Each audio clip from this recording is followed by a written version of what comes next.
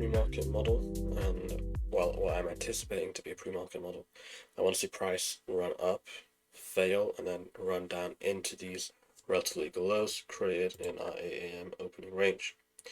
So we've got these MI, AM, ORG, L'Oreal's. Any type of reversal signature I'm going to consider as a potential trade. And right here we don't have anything. I still think it could run up into the SIBI and then fail around here. Maybe even go to something on, say, 5-minute chart. Yeah, this 5-minute fair value gap is fine. Okay, this is voiceover Velric. Since this is a live walkthrough, there's a lot of periods of silence. I'm going to speed those parts up. I won't remove any price action, it will just be sped up. Hold on it failing from here. 4-minute chart. Same story over there. I'll refine this to the falling balance. If there's an S&T here, that could be a potential trade. Yeah, there is an S&T there. So I'm going to toggle this on. I want to see where this candle closes first. Okay, not yet. I'm going to give it one more candle, and then I'm going to potentially look for a trade setup. The reason I'm waiting is because if it overtakes this high, that would effectively invalidate the S&T. But I have enough time here and enough room to, sorry, not enough time, I have enough room to give it time, because I want to see this fail to take that high. Ideally reject like the lower half, which it is not gonna do. No. I need to give it one more candle. Okay, the idea there was if it could show me it's going to react off a key level from maybe this wick or that Fibala gap, then that would have been a pretty strong sell signature. But because it didn't and the body closed inside it, that to me isn't conducive to a sell setup. Had the candle traded into it and then rejected, the body closed outside, maybe even overtaken the opening price on this up close, that would have been a good little sell. But because that didn't happen, still stuck waiting. Take a look at the mini. We're in that 18th of February AM first presented Fair Value gap. A little bit of an island reversal over here. 863.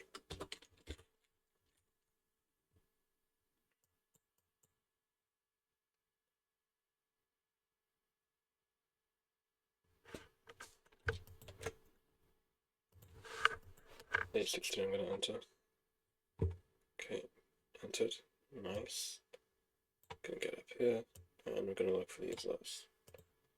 Gonna enter a second one, because it's rejecting the breakaway gap. And now we wait.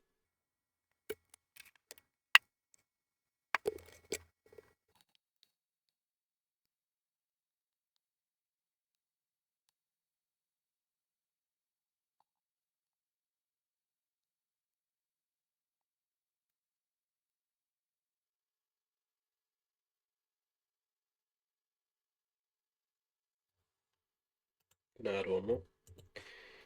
So you thought I went AFK, but I've been watching this like a hawk. And my stop loss can come down to there. So I added, but I'm risking less. This level is the protected level now. My initial risk was like, what was it? It was like there or something.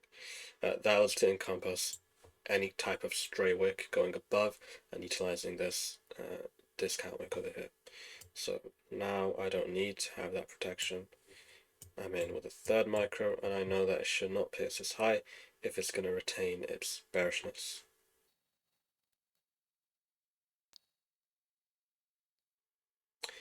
This should be the candle that breaks this low now. By the way, my target is these relatively lows.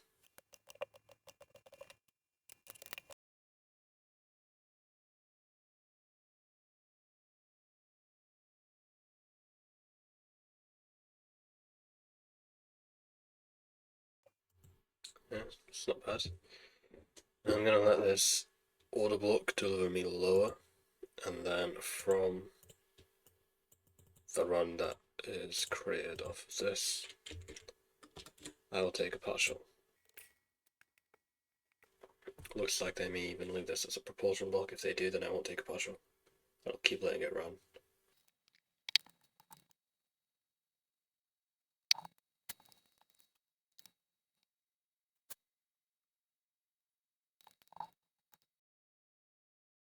I want to see this fair value gap become an inversion fair value gap. I want it to trade down below it. Take out this intermediate term low, and that is the first swing point that we will have encountered from the run lower. So this is the first swing low from this high. There's not a single other one. That is our market structure shift, but obviously I don't need that market structure shift because we had enough narrative to sell from here. But if I was using a market structure shift, I would be a bit late to this trade. I wouldn't be able to really participate in it.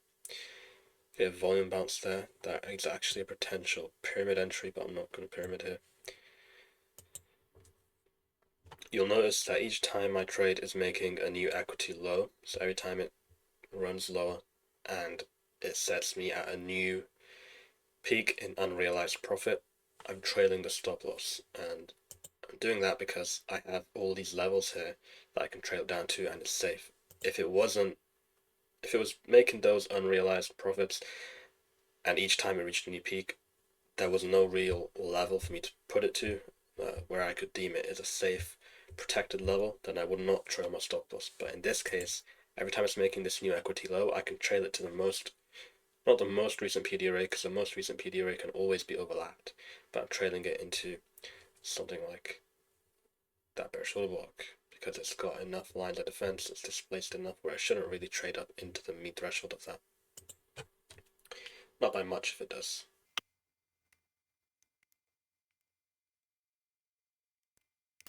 Okay, I've been stopped out for $31-ish, and looks like I'm going to be wrong because it's really using that fair value gap. Really, what I should have done once I saw it left a longer wick and then the body closed and rejected that fair value gap was take one partial, one micro off, and then let it deliver. So counter trend, scalp, still paid, still made money off of a trailed stop loss.